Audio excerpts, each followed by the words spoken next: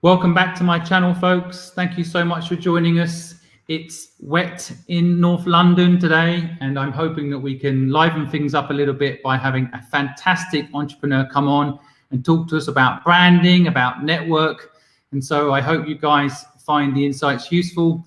My guest today is Adam Marx. He is 0 to 1 Network. All of his links will be in the broadcast notes down below, but he'll be joining me in just a moment. Before I bring him on to share his knowledge with you guys today, I just wanted to mention we dropped a podcast yesterday with Mark Tilbury. He is the most popular TikToker on business right now, even more popular than me, can you believe it? And he shares his insights on how he's got over 3.3 million followers on TikTok and how that's affected his life, plus what he actually did to become a self-made multimillionaire, and his business tips and insights. One of the reasons he's so successful on TikTok is his ability as someone in his older years to connect with young people and share insights. So I know you'll love that podcast. I implore you to go on Spotify, Apple Podcasts, iHeartRadio, and check it out. You can grab all the different ways that you want to listen to a podcast of this podcast by going on goodluckpod.com. Again, this is in the link notes down below this broadcast, wherever you're listening to this today. And so I will be bringing Adam on. Later on in the show, we will have around 3:30, so in about half an hour, Jackie Lenders joining us. She's an entrepreneur and co-founder of Buggi UK. They're looking to revolutionize the subscription models by having buggies, prams, as a subscription opportunity. As someone with a 3-year-old who had to spend nearly £1,000 on a pram, I was very excited to hear this model and just wish I'd had it 3 years ago when my son was born. So I hope you guys can stick around to help today with Jackie's business, give your thoughts, give your insights, maybe even offer to use her service. So join us later. Myself and Adam will be trying to help her with brand and networking and talking about all those things. So without further ado, I'm going to bring Adam on. As you know, guys, our mission here is to help 1 million people start a business of their own. So having experts like Adam come on and share that knowledge with you guys, I feel honored. So Adam, welcome. Thank you. Thank you. It's great to have you here. Thank you so much for giving up your time and offering to share your knowledge with us today. Absolutely. So why don't you start off by telling the audience a little bit more about you and what you're about, and then we can get into a discussion about networking and branding. Fantastic. So, as you were so nice to introduce me with, I'm Adam Marx. On LinkedIn, I am the 0 to 1 networker. People also probably know me from my orange sunglasses, which we could talk about later, became an accidental brand for me. Some brands are intentional and some they just kind of happen. And it's that serendipity and leaning into that can be extremely exciting. I've been in the independent music world for over a decade. I had a music tech startup right out of college. I've done some tech journalism for Crunchbase News, Startup Grind, Mattermark. And so, I'm heavily in the tech Twitter sphere. I'm on LinkedIn. And in addition to specializing in networking and branding, I also build tech startups. And I have the entrepreneurship bug. I can't stop. So that's a general overgeneralization overview. Have you always been? Yeah, I would say that I'm pretty entrepreneurial. I think I probably get it from my parents, who are they're civil rights lawyers here, but they're self-employed. So I grew up in that entrepreneurial paradigm. Even though the legal world is very different, I still grew up with that kind of that ebb and flow. Did you were you always self-employed? What was your process to where you are today? I had jobs, through college. I've worked in physicians' offices. So I guess technically in the medical field, although it was really just administrative.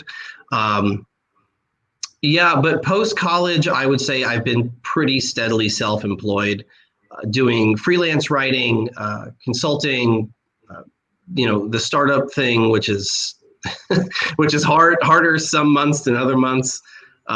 You know, and yeah, I would say 90% yes. But I never close myself up, you know, to opportunities. If the right thing comes along, let's have a discussion about it. Spoken like a true entrepreneur. Absolutely. I love your company name, 0 to 1 Network. I mean, I always try to describe entrepreneurship to people that are first learning it. A lot of my audience are also learning what entrepreneurship means. And I often describe it with, you know, if 0 is starting and 100 is IPO, most entrepreneurs, they get good at the 0 to 1 bit. You know, that kind of get it off the ground, make it real from your head to reality. That's kind of how I define an entrepreneur, that being able to take something from that's in your head and make it real, that's 0 to 1. Once you get it to 1, you can hire, you know, really good people to come in and help you, you know, run it properly. But was that the emphasis behind your name? What was the reason? You know, I would say the inspiration came from when I closed my first startup in mid 2017. I was a little burned out, and I took a break, and a lot of my content is on LinkedIn, especially, has become centered around mental health and taking breaks, because I think that that's so critically important. You know, there's this kind of myth in the startups, and it's getting better. But I think there's this myth in business that if you struggle or live with, so for me, I work through depression and I work through anxiety, and there was this kind of myth hanging over my head that was like, okay, well, you can't say anything to anybody. I mean, these are my friends, but they're also professional colleagues, and if I say something, they won't want to give me business, or they won't want to fund my company. And it's like, I'm here to say, like, that's totally not true. Because it doesn't make you broken. It doesn't make you unfundable. It makes you human. Everybody's got something. And as I started to write more about it, I was shocked at other people saying, I thought it was just me, but it's not just you, you know? And so as I moved away from the tech startup world for a few months and started to explore other things and flex other muscles, I started to network on LinkedIn. I took a break from Twitter and was networking on LinkedIn. And I saw that the same things that have worked for me on Twitter, getting in front of well-known, influential, certainly influential for me, venture capitalists, tech journalists, founders, etc., were working on LinkedIn, getting in front of influential people there. And I mean, that's essentially what I do as the 0 to 1 networker, is I help you get in front of the people you want to get in front of, whether it's employees, investors, you know, potential partners. And what I saw is that a lot of people struggle with that first step. Oftentimes, that first step is, in my view, built around very, very simple, but very oftentimes time-consuming strategies. Patience, humility, value creation. These things don't happen overnight, which is why I tell my clients and my audience, focus on 10 months, not 2 weeks. You build a relationship, you get the dialogue going, and you don't know what conversation is going to lead to a rocket ship. And then one day you have that right conversation and it, boom, clicks, and now you're on a rocket and you don't know where it's going to go. And there's nothing wrong with investing, you know, a few months into a dialogue and see where it goes. And to me, that's been the most beneficial networking that's led me to network with some of the most influential people in tech, or, you know, on LinkedIn and branding and so forth. I mean, you've highlighted so many important points there. I think the mental health piece, I couldn't agree with you more. I mean, as an investor myself, when someone opens up to me and tells me what's really going on, that's when I want to invest in them. You know, we all have a sense that there's stress or strain that people have, and I think, you know, my gut instinct when I see people not telling me the truth is that they're hiding something about the business. So when they actually tell me it's something about themselves, I feel frankly relieved as an investor, and then I feel like I can help once you know the problem. So, and I've been in a similar situation myself. I've raised money. I'm an investor, but I've also raised money. You know, and I know what that's like when you're scared to tell your investors or people that are going to invest in you, you're having a tough day. You want to always be positive and upbeat. And I think it's a great message that you send out. And I'm a big fan of yours, Adam. You know, I enjoy. I truly appreciate that. I like it. I like the message. It's very important for people to hear it too, because I think there's a lot of people that are entering into entrepreneurship that are going to have this feeling and should know what they should do. Be honest, be authentic, be open. You know, if those people reject you because you've told them the truth, they weren't good people to be in business with in the first place, right? And I mean, you've hit the nail on the head. That's something that I espouse all the time. If there's somebody who's an investor who won't invest in somebody or in me because of though, you know, you're working, taking proactive steps to have good mental health and have good balance in your life, then that's not somebody I want money from, because they're not going to recognize, you know, we're all human, we're working through things, stuff happens, business is hard, startups are hard, entrepreneurship is hard. If it was easy, it'd be easy and everyone would be making $1 million. And that's not the reality. And it also tells me that that person probably doesn't have the right priorities, certainly not the right priorities for a business partnership. And there are tons of other people out there who have capital and have the priorities in order, as far as I'm concerned. I couldn't agree more. I mean, the other thing that you're touching on, which I think is really important as well, is this kind of breaking through. I mean, I literally just came off a phone call with a company who've got an absolutely brilliant idea, but they are not salespeople. So what they actually need is a partnership with a high-profile brand, and they're scared of they're not going to be able to get that. Although their idea is brilliant, they can't figure out how to get in front of the right people, how to talk to brands in the right, appropriate way. And to your point, I think a lot of the time people don't realize how long it takes to build a relationship. It almost sounds like it's crazy. I've got a friendship for 22 years. I'm still working on that friendship, you know, like, and business relationships are no different. And that's something I love also about how you approach sales, of your point around, you know, 10 months, not 2 weeks. It is an ongoing thing. It's not a one-off transaction. Well, and I'm so happy you use that word, because what I teach people how to build and what's been immensely successful for me is non-transactional networking. And oftentimes I think that can be misinterpreted as not focusing on business. No, business is good. Focus on business. It's good. It's good to have revenue coming in the door and to focus on building something that's great. But I oftentimes tell people, you know, we've all heard that adage, you know, go into a meeting, always have an ask, right? Always have an ask on a phone call. And I think that we discussed this on our first phone call, that like, I hate that. I hate it because it gets misinterpreted and oversimplified to the point where people go in and the dynamic becomes, okay, give me money or give me time or give me a slot on your panel or whatever it is. And that's really not beneficial. I mean, maybe it works for some people, but I don't see it working a lot. I don't see it working in a positive context. Again, Adam, I think it's a really interesting point you're bringing up too, because even myself, you know, when you get very busy, sometimes it's like, okay, why am I having this phone call now? You know, why am I having this meeting now? What's the agenda? You know, and I think that does end up translating into rushing the relationship. You know, like not understanding each other. I'm in there trying to get whatever I want out of the situation. Hey Siri, stop. That's technology for you. I think Siri got excited that I was excited. Well, I mean, I'll tell you. I mean, I could tell story after story after story, but like, here's a perfect example.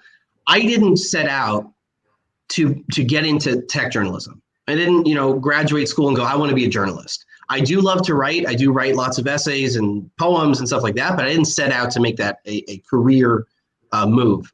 And it just so happened that I was on Twitter and I was talking to people, and I was, you know, this is when I was doing my music startup, and I had a lot of opinions about where the music industry was going, the financial growth of Spotify versus SoundCloud versus Pandora at the time. And there were people who were writers who, to me, were very influential, 40, 50, 60, 70,000 followers, and certainly influential within the tech ecosystem, startup tech ecosystem. And it was the kind of situation where, like, if one of these people liked one of my tweets, like, my day was a success. And I would talk to one of these particular people. He's now a good friend of mine. And we would just talk about, like, Metallica. Like, oh, you like Metallica? I love Metallica. It wasn't like a pitch. And one day out of the blue, I get a message from him.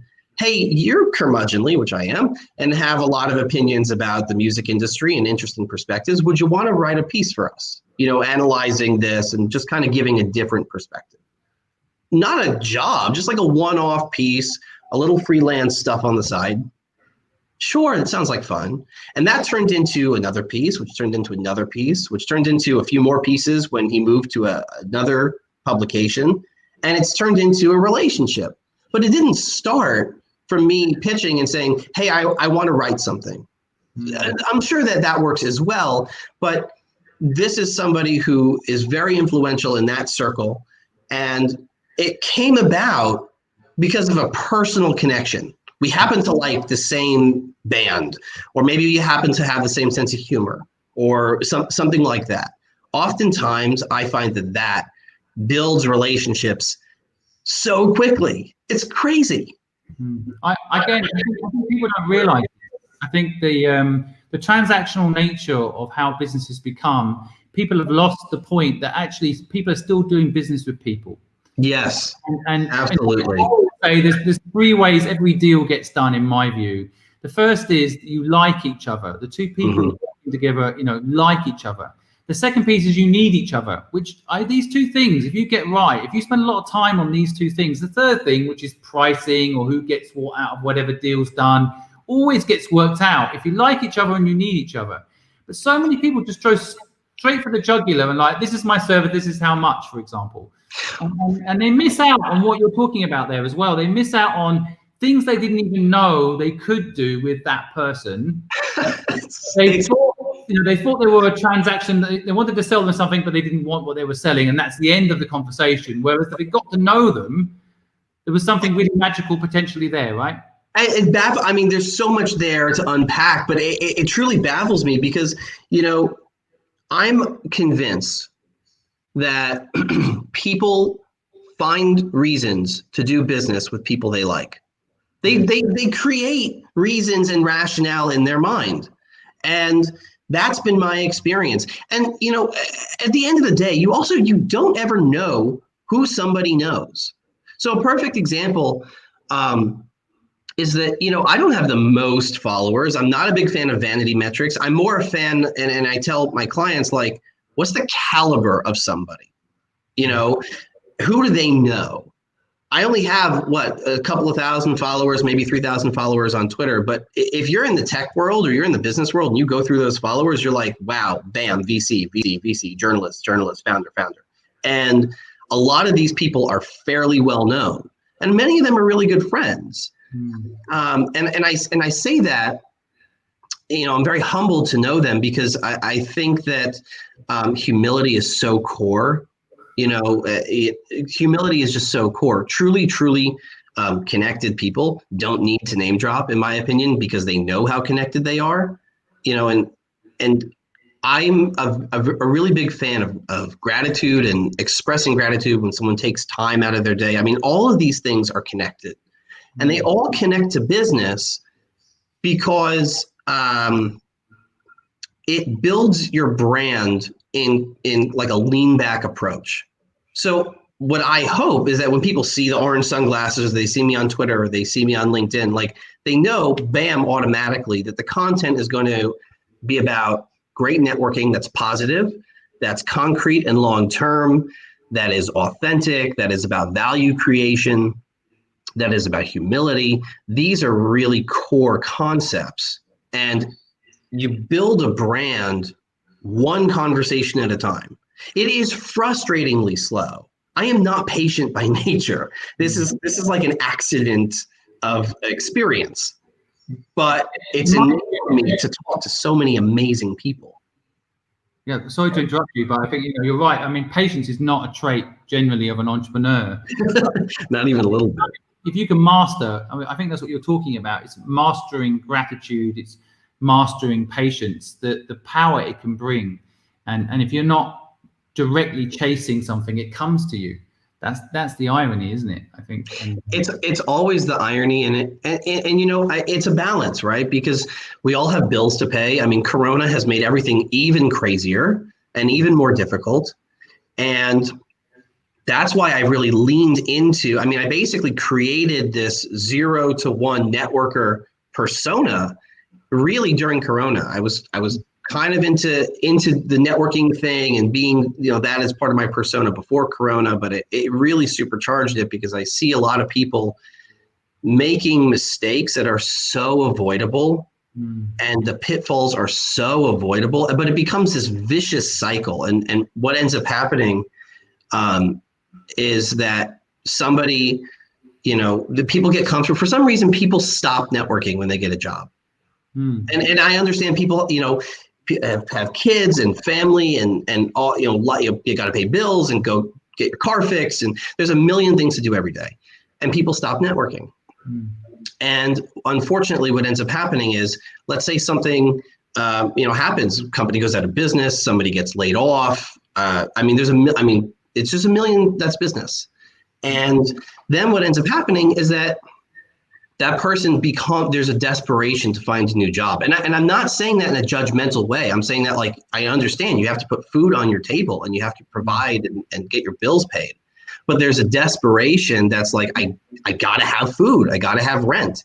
And that desperation overflows, and it kind of emanates from you. And it's totally unintentional, but it does. Well, I mean, the other element of it, and we've all had this situation, I think, when people reach out to you and you haven't heard from them for years and they ask you for something, you know, there's an element you feel a little bit aggrieved, right? I mean, a little bit put off.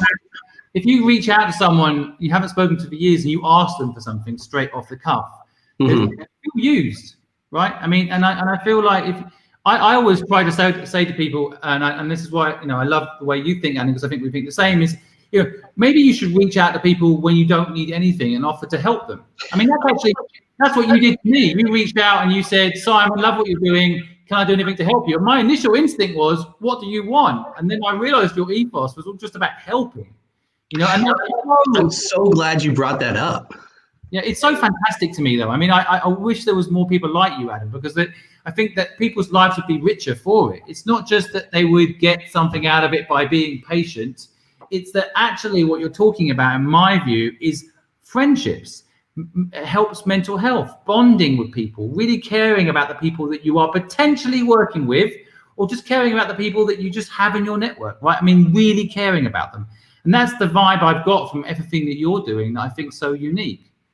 Well, I really, first, I'm you know, I'm so grateful that is the signal I'm giving off, because it is really what I want to be giving off. But I tell clients and I tell people and I tell friends, I mean, I tell anybody who will listen, that people think oftentimes, and I'm overgeneralizing again, that networking is so hard and it's like a task to do. Networking isn't hard. And I don't mean that in a way that, like, oh, it's easy for me, but it could be hard for somebody else. I mean, like, there are basic things that you can do to make it so easy. So what I try to do, I mean, I have tons of people in my network. I have way too many people in my network to talk to every day. I mean, there aren't enough minutes in the day. And so every few months, I'll send a message and say, you know, hey, Mike, hey, Jen, hey, Tabitha, you know, whoever it is, hey, Allie, you know, it's been a couple of months since we last spoke. I just wanted to check in and see, you know, how you are, if you're working on anything cool. Can I give you some feedback? You know, let's set up a 10-minute Zoom chat.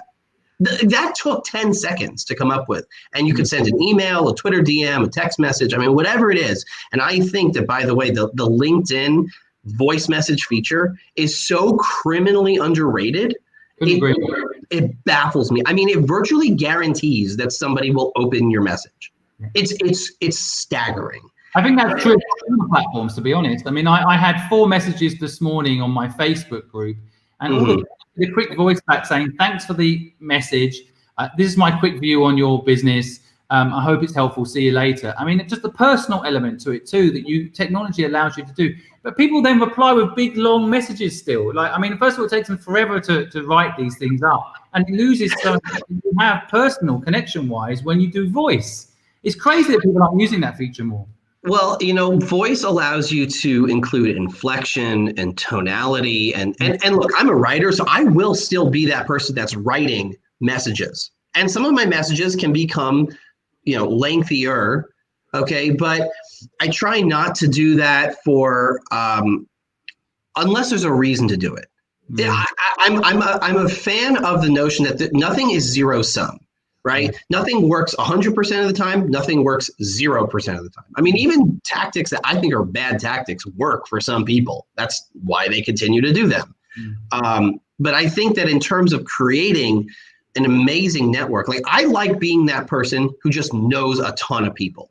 I like being at that nexus of Twitter and LinkedIn and other networks and just saying, oh, I have a friend, like the Pawn Stars guy. Oh, I got a buddy, and that's a running joke between me and my father. I love being that person. It's like, I know somebody who you need to talk to and see what you all can build together. And I fundamentally believe that the business aspect will take care of itself and good things will come back. And whether that's karma or spirituality or whatever that is for people who are way smarter in spirituality than I am to debate. But ultimately, my experience has been that go out, put out great content, put out positive value material, and go to bat for things that you truly, truly believe in. It doesn't even have to be like a quote, quote, profit-making opportunity for you. So for me, I double down hard on diversity, more women in tech, in business, in leadership positions, more minorities, more people of color, LGBT. I mean, whoever you are, I'm a big fan of organizations and initiatives that push those missions. And it's not about me, making a profit. It's about, I fundamentally believe that business is better when you have more perspectives and more experience. Totally. I mean, you there's so many things that I think for people to pick up on and make. I hope people are making notes about the networking side. I mean, there's just so many different ways to do it.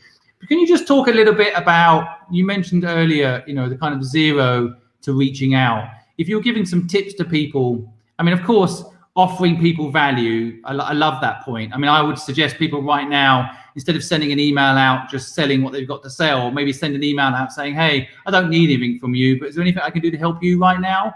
And, be surprised how much that goodwill would come back to you later. So those are the types of things I think of when you're talking the way you're talking. But if someone wanted some advice about, for example, how to reach out to a contact on LinkedIn, someone they know could help their business without being too salesy about it, what's your thoughts on that sort of, what can people do?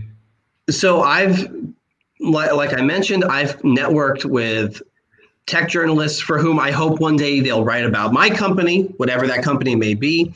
I've networked with founders. I hope they'll give me an introduction one day to venture capitalists who I hope will fund my company one day. And what I would say the common thread is in all of that is give and create value before you ask for it. So you may have something to sell, and there's nothing wrong with selling that. But go out and find person A, B, C and say, you know what, I love what you're doing. I love your message. I love, and it could be a post. It could be, hey, you put out a post on these 10 tips. One of your videos from earlier this year was 18 tips about great relationships and networking. And I was like, this is fantastic because this creates a scenario where somebody can watch that video and then comment on one of your LinkedIn posts or one of your Facebook posts and say, hey, Simon, I actually happened to see that video on these 18 tips. I did tips 2, 4, and 7, and they worked amazingly. And I'm super grateful. And I'd love to see more of this content.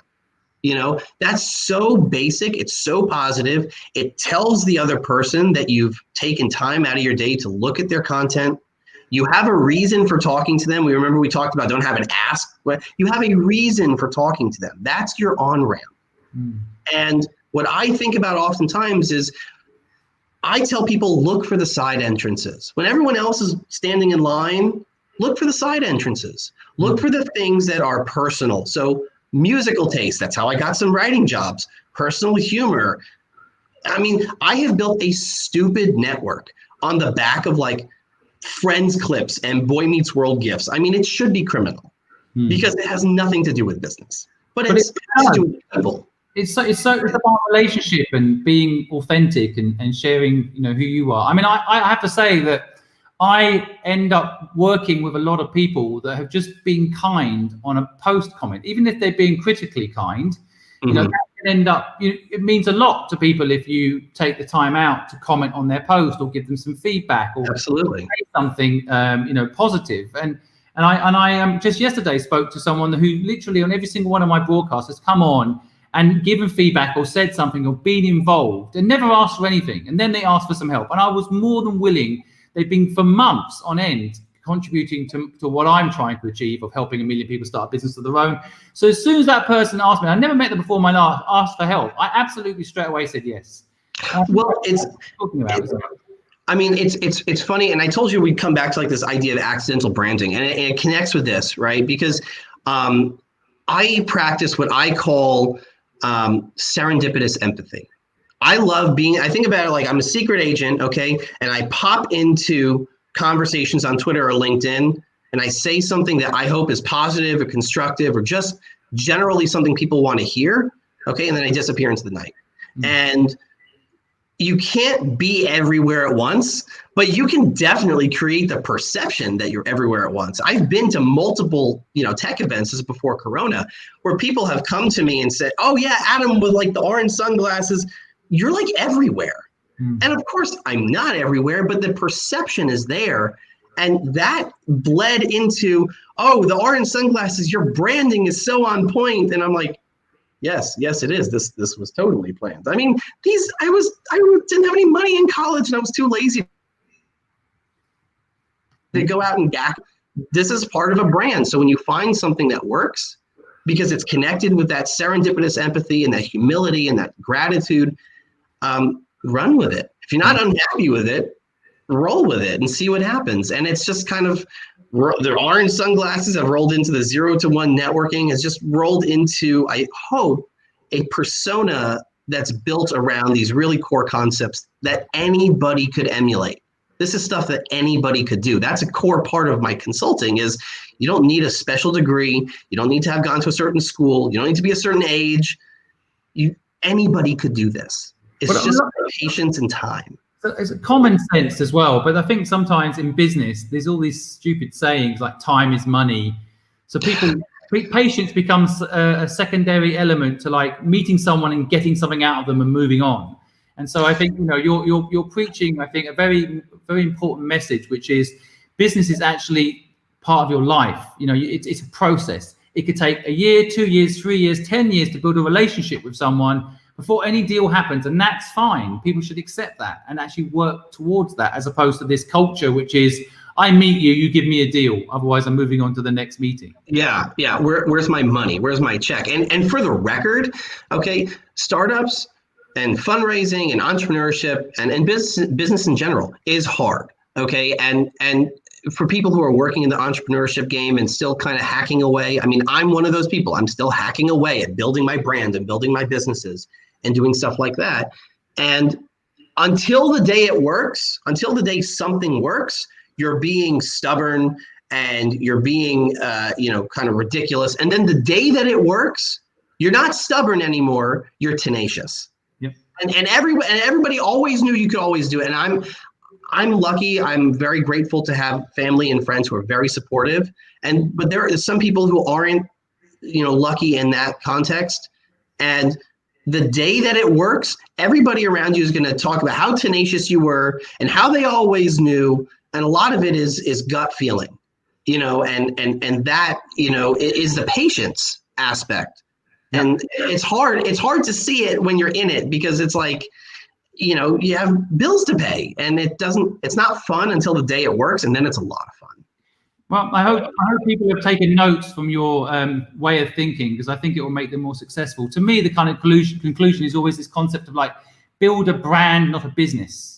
Yes. A brand has value. A business generally can be a race to the bottom on price. But if you build brand value, be it your personality or your offering, that has tremendous value. People will give you the business, even if you're more expensive, if they trust you. Absolutely. More sincere. So I think to me, that's the overarching message I kind of grab, which is, reminding people that they should be building brands, not businesses. So on that note, I better bring Jackie into the chat. She's in the waiting room. So this is Jackie Lenders, folks, from Buggi UK, co-founder, and welcome, Jackie. Hi. How are you? Fine, thanks. Thanks for having me. Oh, it's a pleasure to have you here. Is Roshan with you? I can see. Yeah, he is. He's one of the other co-founders. So he's as well. We'll bring him on too. Let's see. You can let him in. Oh, fantastic. How are you? I've had some really interesting experiences sometimes with letting people into a room and not realizing they're not part of the chat, and they start doing all sorts of crazy things. So I'm always nervous. But luckily we know you, Roshan, so it's good. Well, welcome, guys. Well, maybe you could start off by telling my audience a little bit about what Buggi UK does. I've described it, but I feel like founders always do it better. Maybe you guys could tell us a little bit about yourselves and what your business is doing. Sure. Shall I kick off, Roshan? Shall I start? Sure. So, yeah, I think you briefly described it, Simon, when you started the chat. So we're the UK's first buggy subscription service. So for baby pushchairs and buggies. We sort of came up with the idea because it didn't exist, and I had a bit of personal experience, like you mentioned, Simon, with having been through a couple of buggies quite quickly, and it gets very expensive. So we wanted to find a way to have buggy ownership, or buggy usage rather, become a bit more affordable, sustainable, and flexible. And so this seemed like a really good idea to go with. In terms of who's in the business, there are 4 of us who sort of founded the business. So it's myself and my husband, and then Roshan and his partner Sophie. We've also got 2 others on our team who do our sort of PR and marketing. We sort of, the idea really came about in December 2019, but then we really launched and properly went live in March this year. We're getting pretty close to getting 100 subscriptions. It was obviously a bit slow to start, and then we gained a bit of speed and growth. And so that's where we are at the moment. There's obviously so much to say, and I don't know how much you want me to go into it at the moment, or if you want to sort of ask a few questions or guide us in how to kind of go with this. I could talk for ages about it, so let me know. Sure, no, it's great. It's great for me to understand a little bit more, and for the audience to understand too. I guess as always with this podcast, we're trying to do a few things. 1, make people aware of what you're doing, and 2, see how we can help you. So, myself, of course, I'm always up for figuring out what you actually need, marketing wise, branding wise, funding wise, understanding that and giving you some help. And of course, it's always interesting to hear the personal stories. So, Roshan, do you want to share your version of that story? Oh, I can do I can read your lips and say it. So, this is the best business in the world. This is my idea. Jackie had nothing to do with it. While Roshan's trying to make his mic work, maybe Jackie, I could just ask you. So, what do you need help with? How can we help you? So we definitely need help, okay? That's actually something. A couple of things have sort of actually really changed for us in the last few weeks, which is why we would really value some input. We are a completely self-funded company, and we've been looking at ways to get funding, and we've gone through different routes, and we've looked at different options of what to do. But in the last couple of weeks, things have taken a slight turn. So as I'm sure you can probably imagine, there are always going to be some hurdles when you have a subscription model that involves giving an expensive product to somebody. They've got it, and then you're relying on them to pay you monthly fees. So there's always going to be issues with that financially. And we are having a few issues with that at the moment, which we're trying to look at ways to mitigate, because, I mean, we do think it's a really good idea. And we do think it's something that could go forward. But at the moment, we're actually trying to think of, maybe the world isn't ready for a buggy subscription service yet. I don't know. It's such a new concept for people to get on board with, and I don't know. I don't know how we're going with it, and if we're doing it sort of in the right way at the moment, just because of some of the issues that we've come across. We're also sort of looking at the moment if we need to either change the business model or if we need to slightly change the way that we're doing things with how we're sort of coping with the customers. Obviously, whether we need to be thinking about sort of seeking internal investment, maybe a bit more advice from people who have got more experience with doing this kind of business model with subscriptions and products. And I think that's sort of where we are at the moment and what we're sort of looking for help with. Yeah, so we're a little bit, as I said, everything seemed to be really rolling. And then it was literally a bit of a turning point a few weeks ago where we felt like things weren't quite going in the direction that we wanted them to and weren't quite getting to where we wanted to be. I think it's really refreshing, Jackie, by the way, to be so honest and open about things. I think absolutely. I commend you for that, because I think so often Adam and I were just talking about this. You've got to ask for help. This entrepreneur stuff is tough. And I built 17 companies. I've invested in over 60. I still find it tough. And I absolutely need to ask people all the time about how I could be doing things better. So, but it's refreshing, Jackie, to have people come on and just say, look, this is what we're thinking. One side we're thinking of raising money. The other side we're wondering, is this even a business that works? I think that's really awesome that you come on with that sort of openness and makes it easier for the community and me to try and help you. Maybe for the sake of understanding, I mean, I can guess, but how does the subscription model work right now? Just talk us through the mechanics a little bit.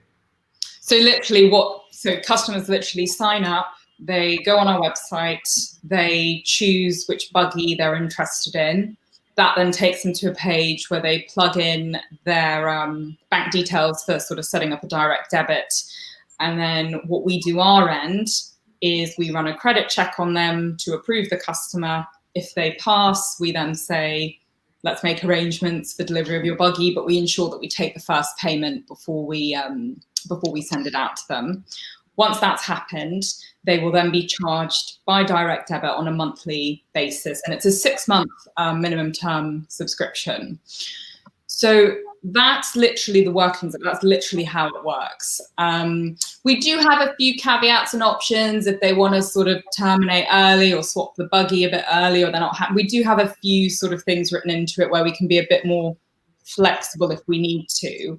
Again, all of this stuff has really evolved over time. I think we were very easygoing with all of that stuff to start with, and then we had to be a little bit more strict on how we did things as we had more customers. So that's essentially how it works. So. And 2 weeks ago, what happened to make you wonder? What Furlough ended. Furlough ended. Okay. Basically. No, I think it's good you can hear me now. I think what we launched this business at the start of COVID, which was always going to be a challenging time, and I think we were pleasantly surprised at the sign-up rate and the level of interest. But it is. I think in the last couple of weeks, it's certainly been clear that there are customers who are saying, "Look, I can't commit to this anymore because I've lost my job or whatever." And we are heading into unprecedented times. And if you run a credit check on someone, it's based on their historic credit. So how much reliance can you really put on that going forward? And that's the challenge that we have, so that we're trying to figure out. Definitely. I have to say, my instinct is that the business model is going to be needed more than ever. Actually, I mean, I know what you mean about that problem. And you just highlighted a whole new business there, by the way, where it's real-time credit referencing. I mean, I think that's a big business all on its own, which, who knows, you could pivot into that. But I think that actually, I mean, as someone, who doesn't worry about money, frankly, anymore in my life, I worry about paying for all this stuff for my child. It's just crazy. It's just crazy. I don't know how people that haven't made lots of money can never afford any of this stuff. I mean, £1,000 for the buggy. I'm looking at 2 buggies right now in my podcast studio. The 2 of them are £1,700. You know, and I don't think people can afford it. You know, it's just not. It's not. And so I think what you're doing has real value to people. And the other thing about it is a lot of these, I have to say, these buggies are really well built. They seem to last a long time, most of them anyway. I mean, so the other thing is that, you know, you don't need it for life. So buying it, like, you know, and the secondhand value on it, it all seems a bit ridiculous. So I think you've got something, but yeah, as always, it's tweaking the model, isn't it? And I don't know, you know, if you have deposit system in place. Do you do that? We don't. And the reason for that was because we wanted to make it affordable. So, you know, one of the big hurdles of buying a buggy is the upfront cost. You know, the theory is, you know, it's kind of like, you know, renting versus buying a house. You know, you might be able to afford a higher rent, but you haven't got the deposit to put down on a mortgage. That was the theory. And it's something that we've toyed with, you know, whether it's admin fees, whether it's deposits, you know, just create another financial hurdle to. How the car hire companies do it, right? I mean, I've hired many a car. I mean, they do a swipe on your card, and they keep that money in escrow, you know, and as long as there's no problems, it's normally the excess on your insurance at least. So you have insurance, which is one element. I don't know if you said insurance, but you have insurance, which is one element, and then you have the credit card kind of backing up the product, and then you have the monthly subscription. As long as they don't break it, steal it, then that money's not lost, and they're not, you know. Yeah, I mean, it probably is required right now, as you say, unprecedented times. That my instinct is you probably need to have that in place, because people are still going to want to save money on the buggy, and they will still be doing that even if they've had to put a deposit down. That's not lost money, is it? Yeah, I mean, it's something that we have toyed with and tried to implement, the idea of pre-authorization on someone's card. But we were looking at, and we never found one that would work enough, because it only gave you 5 days, I think, to basically take the funds off their account. The other issue is that you can't really get insurance for a fleet of buggies, because no one's ever insured these things. So then you create an insurance company. Yeah. Which is what I was going to say. Like, until the last couple of years, nobody thought about insuring fleets of scooters, right? But then you had Lime and Bird and these things everywhere whenever I trip over them whenever I'm downtown. And the idea at the time was like, oh, that's cute. Maybe I'll do, you know, skateboards or, you know, rollerblades. But it's a category that has stuck around, and it's stuck around like in, you know, Atlanta's a driving city, but you know, college campuses and cities like New York and Boston and San Francisco. I mean, they're here in Atlanta, but I, you know, to what Simon said, like, you may be at the point where you're unable to insure it right now because it's such a new category. Just because it's a new category doesn't mean that there's not traction there. It just means that people don't really know what to do with it yet.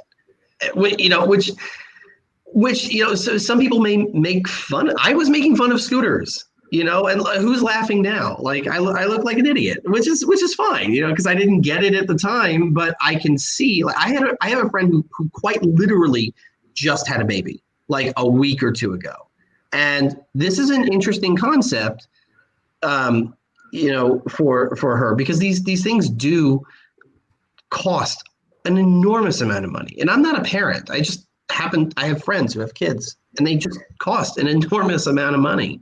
And then I don't know what it's like for everybody else, but like for us, they end up in, like, we have like a storage unit, you know, where you put like old boxes and old bed frames and stuff like that. And they just sit there for like 5 decades, you know, and so that money is now lost.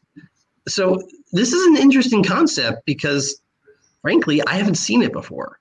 And I also think there's a lot of stuff that you can do with that community too. I mean, there are buggies, for example, you can buy that help you run better with your child. I mean, I almost bought one of these, but you know, the exercise piece where you can switch out your buggy and have one that, you know, makes you go out and exercise a bit more.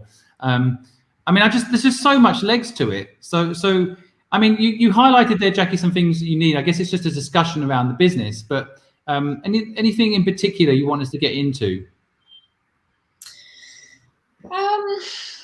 I don't know, Roshan, what do you think? It's, as I said, it's a bit of a weird time because we have had this slight, as I said, so recently we've had this real kind of take a step back and look at it as a whole and really kind of question what we're doing. And I think discussing it definitely, there are lots of potential ways to solve issues and problems. And I think lots of those issues and problems, again, I don't know, I think there's probably a lot more work, there's going to be a lot more money, there's going to be a lot more of everything involved to make it really work how we want it to work. It's the points that you guys have that you've brought up, because they're things that we have definitely sort of discussed at one point or another. So I don't know, Roshan, what do you think? I wonder if it's... Well, the other point I was just going to add is, just on our marketing piece and the number of signups that we've been getting. I mean, between, I guess, May and this month, really, there were days when we were getting 7 to 10 signups a day. And we would do credit checks on those and reject nearly all of them. And I have no idea how many people we rejected. Probably by hundreds. Was that fair to say, Jackie? Maybe more. Something like that. There's a lot. We don't have a very good conversion rate to being able to actually approve a customer. That's the problem. So I guess we're at a bit of a crossroad here. Of, we ultimately want that 2-3% of good customer base, and it's how do we find more of that? Or are we missing a trick with the fact that we've got this huge group here who are comfortable, like our product, comfortable with conditions and buggy, but simply take on their credit risk. And is there a way that we outsource that credit function such that we can satisfy that demand? And that's what we are looking at. And is there a way of you've got things like Klarna and PayPal credit, where because the sort of a for sale model, but you can still use monthly payments. And then you could effectively, be doing recycling by buying in these things cheaply. So there's a number of things for us to discuss. Your sound's jumping in and out a little bit, Roshan. I don't know. Your mic's not perfect. I don't know. But just to let you know. Yeah, I mean, honestly, I get quite excited about this business. Maybe it's because I've gone through the cycle, but I can see a lot of potential. I also think it's kind of the future of retail. In a weird twist, because people are selling buggies in showrooms no one's going to, so then they're selling them online. But I bought my last car because I hired a car like it that I really liked and ended up buying the car. I do think there's all sorts of marketing opportunities, or even the fact the shared economy piece, which these days people don't even want to buy a car. They can share it amongst them. So I bought a pram. My son's coming up to 3, so he's kind of outgrown it. I could actually make money out of my pram, like not that I'm the right demographic for that, but conceptually, I just think there's so much opportunity here for you guys to not even have to buy the pram. I bet you're buying the prams right now, are you? We are. Yeah, we have considered a peer-to-peer model. Well, yeah, because that would reduce your insurance risk, right? Because there's you're kind of outsourcing the risk in a way to the people that are going to make the money with you on the outsourcing model, right? That's another way to go if you don't want to create an insurance company, right? Well, and one thing that allows you to do is it allows you to integrate a hyper local factor. So if you're doing kind of peer to peer, as opposed to you selling, buying and then delivering them yourself, you can basically create kind of like a Foursquare network where somebody with people within the geofence of a particular school district or something can connect to one another. I mean, you want to go where the high rate of the demographic is, right? Statistically, around playgrounds and around like primary schools, you're going to find most of those customers who are in that portion of the life cycle who have that need. And by facilitating that, you take away the onus of having to buy the piece yourself and then deliver it yourself and then get it back.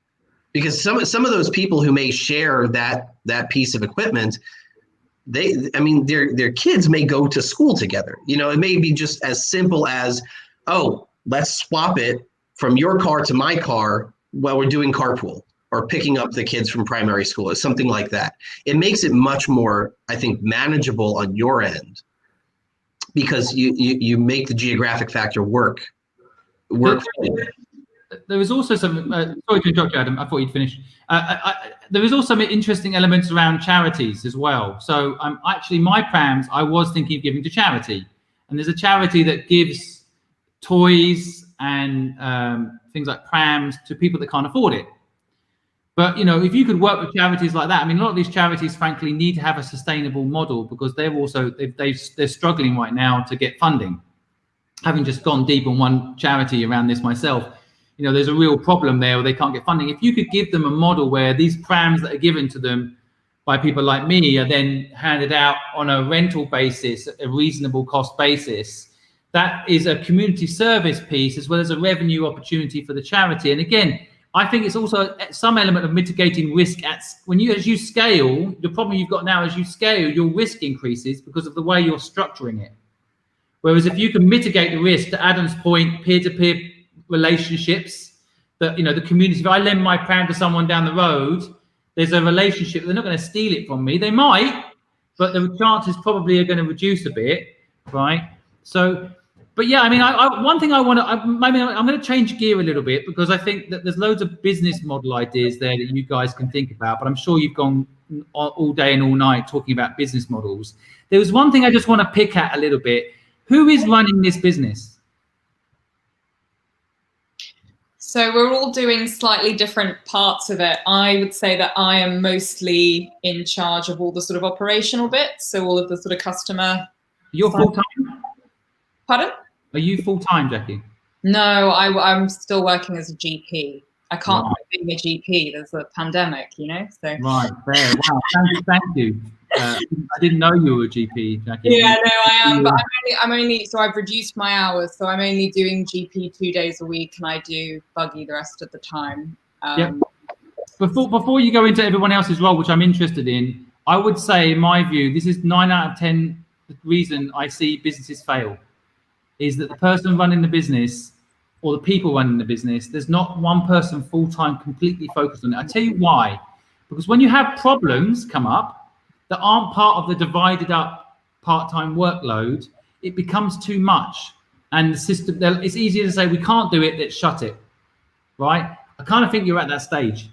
Because basically what's required right now, because I'm telling you, I 100% believe that I would invest in this business right away. I'm 100% sure that there is a market for what you're doing. And it's going to get bigger because of what's happening in the world right now, right? People are going to need more economical ways of getting these products. And I absolutely think you're onto something. The problem we've got is more about, okay, we can fix the business model week to week, we can fix it, is about who's going to fix it. Who's going to spend the time? I built businesses, and it's 7 days a week, 18 hours a day. Now, if none of you guys, the 4 of you co-founders, can do it, you need to bring someone in that can. That's the other answer. But it's better done by a founder, or you bring someone in and make them a founder. But I think that's crucial right now, because otherwise this stuff's falling through the cracks, and that's what your biggest problem is. My instinct.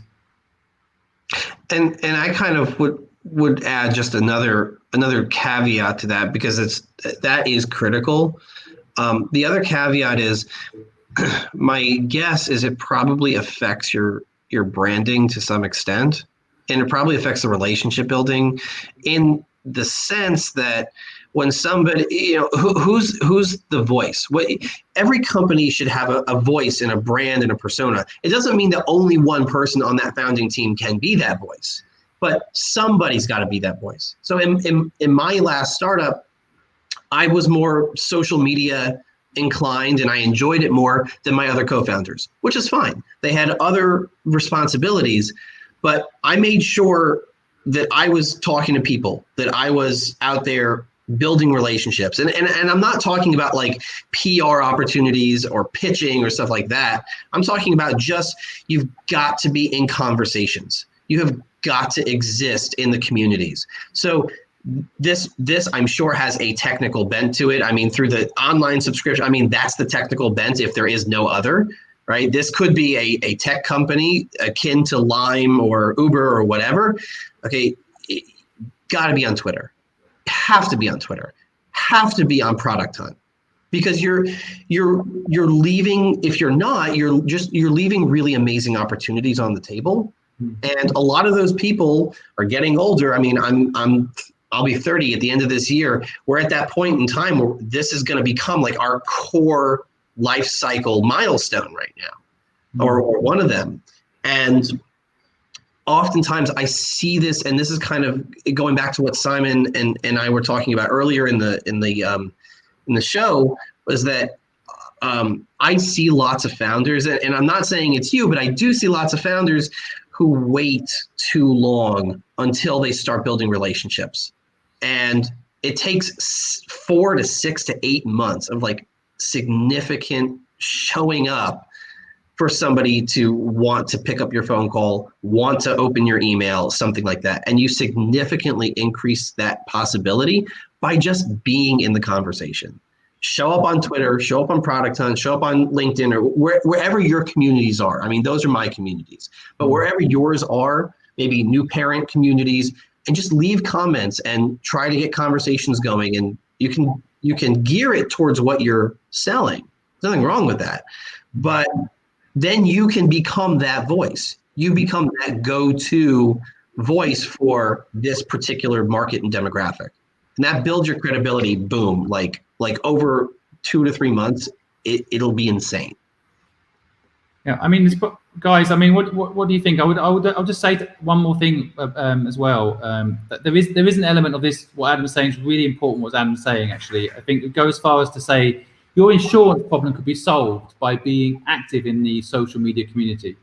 Why? Because if you're active on Mumsnet or one of these communities, and someone steals a pram, name and shame system would stop people doing that. You know, and I'm not saying you want to do that, but I think being, you know, like I'm on a couple of groups, and whenever I post something, I'm considered a featured group person, so I can influence what goes on in that group, and you definitely could do that, but that requires full-time attention, and if you can't give it, I strongly recommend you think about getting someone in to help you. What do you think of all that? Sorry, we've given you a lot of stuff there. What do you think, guys? I'd say that definitely that's something that is definitely information that we, you know, have been aware of and have considered. And I guess within the team, you mentioned sort of different roles and things like that. I'd say we do have a decent sort of Instagram, Facebook presence. Actually, Roshan's partner Sophie, one of the co-founders, she runs all of the socials, so she's sort of really plugged into that. I'd say probably Roshan and Alex, probably you guys probably do quite a lot of the sort of conversations, building relationships, kind of that sort of side of things have been, at least at the moment. But yeah, no, you're completely right in the fact that we do have that sort of 2 days, the working week at least, where there's not somebody full-time on the ground doing the operational side. You know, at the moment we get by with it, it's okay. But as you say, then if things sort of, you know, with a view of things growing and things like that, then that is absolutely when we would need somebody. And I think our intention always was to hopefully eventually get somebody in to be able to do that. That makes raising money easier too, by the way, because I personally always invest in people. Our ideas are really easy. And execution is the hard bit, as you know well, right? This kind of, as times change, you've got to keep reiterating the idea. And so, you know, is there anyone out of the four of you that could go full time, or do you feel like the next step is bring someone in? Roshan? I think we've all got mortgages to pay. That's the problem. If, you know, for being blunt about that position, isn't it? This is $1 billion company, so don't worry about the mortgage. I think if that problem went away, then yes, you know, there's certainly opportunity. I think, you know, obviously to be discussed within the team, but that's effectively what's been holding us back. It's, you know, it's the cost of you know, putting a roof above your head. And I want to jump in and just add something to the last thing I said, because you know, I understand what it is to, you know, to have bills and you know, put food on the table and the mortgage and so on and so forth. There's a certain psychology to it that building a company, and this is where I see people make mistakes that are, that do things that are very avoidable, okay? And it can change your psychology in a really, really powerful way if you felt more connected, right, to people who you consider to be influential. So whether that might mean investors or people who can give you great PR or people who can become evangelists for your company, who have influence in some sphere.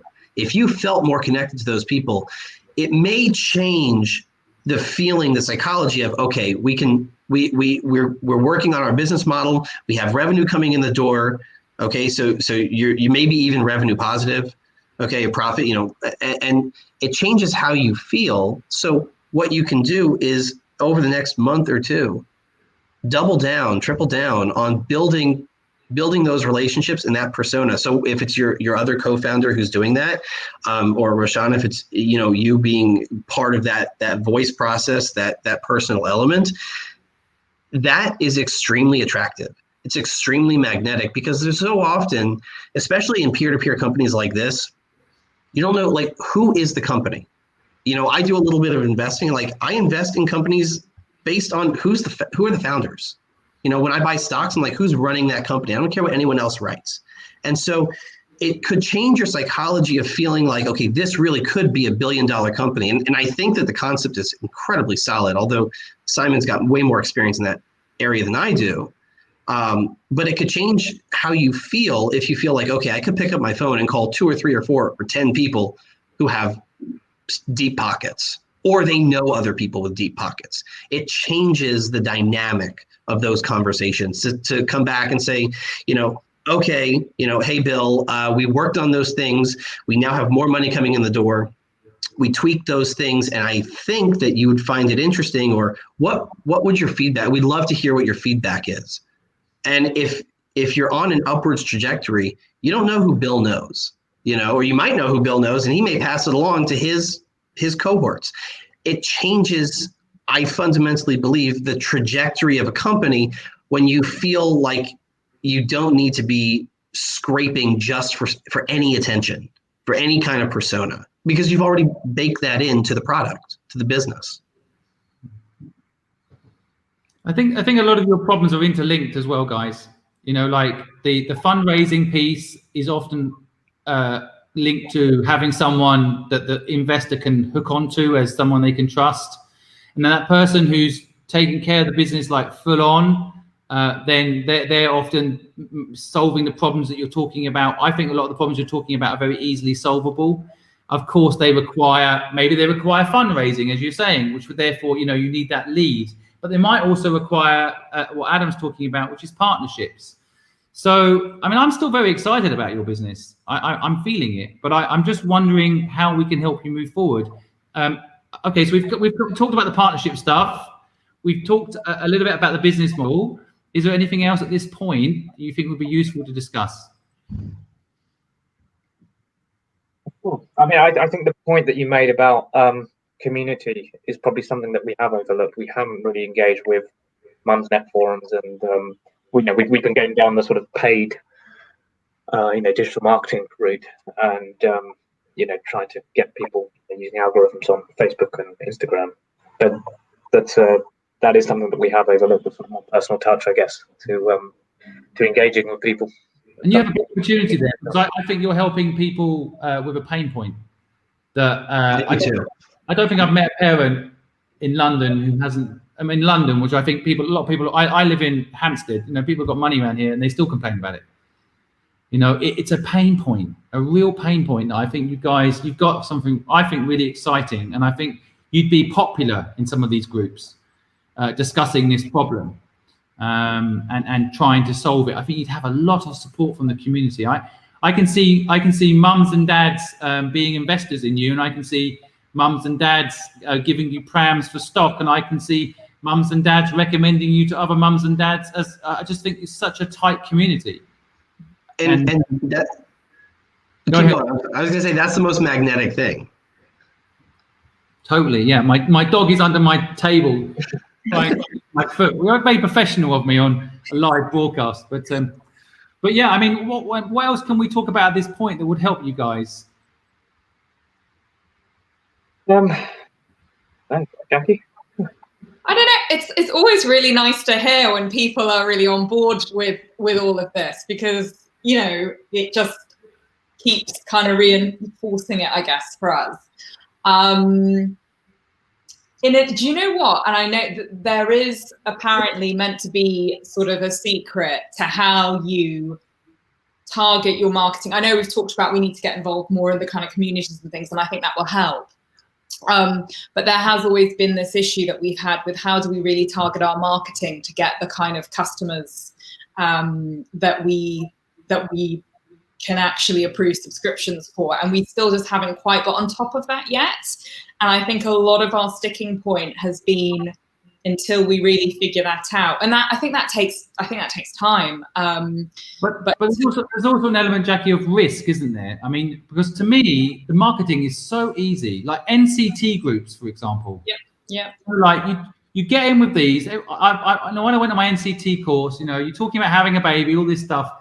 If they just phone in there, you can buy a buggy, or there's this company that helps you get one that's not as expensive as these rip-off buggies. I mean, that's the marketing done. Now, I think what you're really talking about is then the risk, right? And because then once you want the service, to me, that's when you start deploying, risk dividers. And one element of risk would be, let's call it the peer-to-peer category, where you say, right, you've passed the initial credit rating, but we're gonna go through the peer-to-peer rating system, which is maybe a different category, and then the people lending the pram have a higher risk tolerance than you, right? And so this is kind of what's happened in the car industry. You can duplicate the car industry because you kind of got the zip car kind of model, you've got the traditional hire a car model. You could run the similar category option, right, to mitigate your risk. And also your capital expenditure drops hugely if you're not having to buy the buggies, and if someone steals that buggy, you've lost £1,000, right? Yeah. I think the second-hand market is completely untapped. If I look at eBay and all that, you can pick up these buggies so cheap as well. I mean, that's another thing altogether. But going around and having a system to buy up all the buggies that are out there quickly before these guys that buy them and double the price on you do it. There's just so many options for you to scale up that mitigate your risk. Because I don't think the marketing's a problem. I mean, I think the marketing is super easy. I mean, just walking past a coffee shop, I can see people about to have babies. Like it's obvious. There's nothing more obvious. And I think the hard thing is actually the risk element of the product getting in the hands of a customer and it never coming back or getting damaged, right? And that's the only bit to fix. Yeah. Do you think so? And then making sure your mortgage payments are covered. No. Sell your house and live in your office like I did for the first year. The kids will love it. I mean, I also think that part of recognizing the demographic, we're dealing with parents, oftentimes probably new parents. I don't see it being a problem. In fact, I see it being an asset, not a liability, to turn around to parents and saying, look, there's not one, but like 2 ratings. There's a credit check, and then there's the peer-to-peer thing. Because when we're talking about somebody's child, and because there's a safety element to it, when somebody rents it and then returns it, COVID notwithstanding, there's a safety element to it. And I don't say that in a critically mocking way. It's important to make sure that children are safe, especially young children being safe.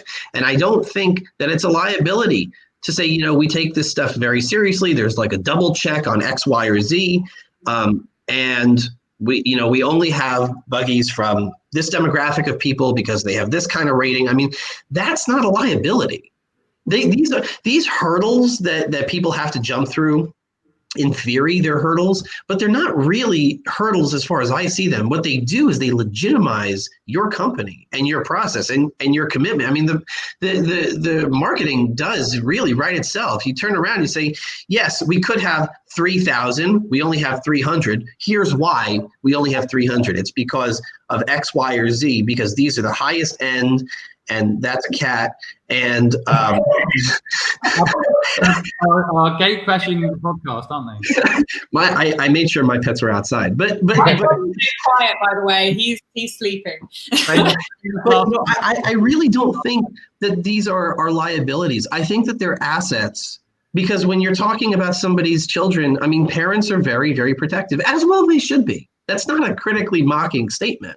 I think parents, especially new parents, are willing to put up with more in terms of what would be considered more friction in the process, because you don't want something that's broken in some area or somebody. It's like you just don't want that. You want something that is as advertised, safe, reliable, affordable, and that if I were a parent, that would be my line of thinking. Well, I am a parent. It's definitely my line of thinking. And I would just add to what Adam's saying there. I think there is a real opportunity for you to create your own community. That's another reason or a way of stopping theft and damage and so on. So if it's more than just the buggy, the buggy to me is the entry product. But I think if you then have a community, like when my son was born, there's so many things I didn't know. Like pushing the buggy was not a big problem. But after that, everything was complicated. And I love the idea that you can be like the NCT after the child's born, because I stay friends with my NCT friends, but there's only like 8 of us, right, in each group of NCT class. But I do like the idea. I mean, Mumsnet, I'm actually on these things because I like to be a present father, so I'm part of the mums group because there's not enough dads groups, which is another thing, by the way, you could think about doing. But the point I'm being is that you could have your own community, because those things aren't necessarily focused in on 0 to 5-year-old advice, help, support, guidance, cost management, education issue, questions, problems. I mean, it's just huge. I mean, I just invested in a business which is a subscription service. It's called Peas and Pod, and they're basically doing home learning in a box. You buy the box, it gets delivered to you monthly. It's Montessori, Steiner, in a box, 35 things you can do at home with your kid or kids. And so, and I love that idea that you could integrate and partner with people like that too.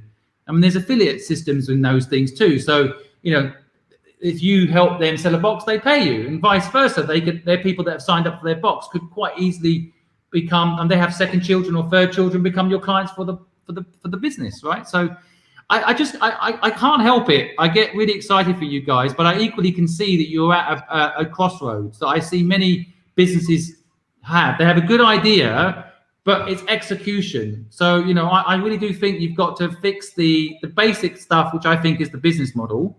I don't think that's hard to fix that. But then who's going to implement everything on the day-to-day? You need someone that is 7 days a week focused on this business. Either one of you 4, or you need to bite the bullet and hire someone, extend your mortgage, reduce the costs, find a way, because your mortgage will get paid off. I have no mortgage because I built a business that worked, right? I don't want to pay mortgage payments. I'm paying the bank when I'm doing that. You want to get out of that system, you have to take a step back, take 10 steps forward, right? And so, I know it's not easy, but as Adam said at the beginning of this podcast today, if it was easy, everyone would do it. But you've got an idea that can work here, right? Yeah, I think. So I was going to say, what's quite interesting is, one of the reasons why we have adopted this particular business model has been the controlling aspect, because we've been very concerned about quality control. So hence why we bought the buggies, we do the renovations, everything sort of goes through a vetted process. And, maybe that's something that we need to be a bit more flexible on and a bit more pragmatic on, I think. Well, I mean, yeah, a lot of these buggies, I mean, I have I'll knock them all day long, but they've worried about this problem more than you. I mean, there are some brands that you go online, you can see they don't have a good reputation, maybe steer clear of them. But otherwise, it's the brand buggy builder's responsibility, ultimately. I mean, if my buggy has a problem, I'm not going to blame you, unless it was negligent. You've got a buggy that's got sellotape holding the wheel on or something,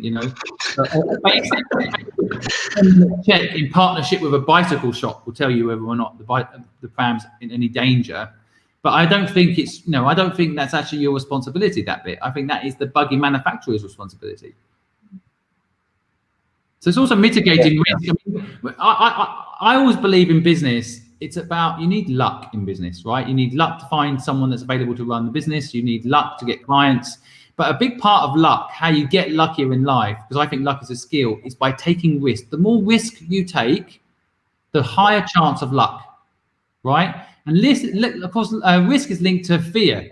So a lot of people have too much fear, so they run away from risk. But the ones that succeed are the ones that run towards risk. And that's kind of what you guys have to, a mortgage, by the way, is a very low risk thing, and so you've got to learn to like lean into risk. And that's what will make this business work. The psychology of leaning into risk is really, really tough. But because these problems exist, is why this business doesn't already exist. So if you can make it happen, you will be the one that makes the market work. And this market needs what you're offering. I agree. I mean, I think part of the psychology, and I see this all the time, and this is like what I talk to clients about, certainly in the States. I mean, I assume in the UK as well, but certainly in the States, a big part of our education system, which I don't personally agree with, is the fear of failure, or the fear of if something goes wrong. I mean, first of all, there's life after failure. Believe me, I've done it. It's not fun, but it happens. But people focus on what happens if it doesn't work. What happens if it does work? Okay, that's the question people should be asking. Here's what happens if it doesn't work.